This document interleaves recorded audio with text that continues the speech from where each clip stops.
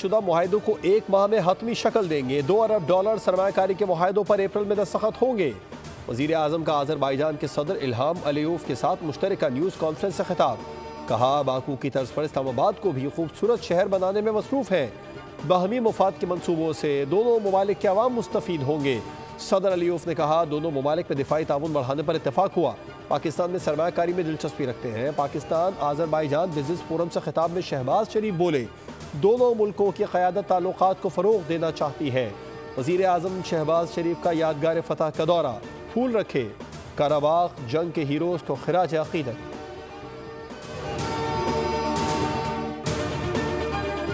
और लाहौर में horse and cattle show की इख्तितामी तकरीब, वज़ीर आला पंजाब मरियम नवाज तकरीब की मेज़बान। Army chief general Asim Munir मेहमान खुसूसी।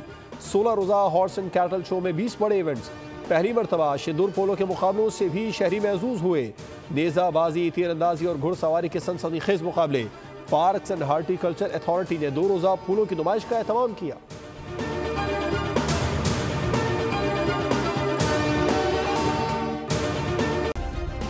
सब्सक्राइब करें और बेल दबाएं ताकि कोई खबर रह न जाए।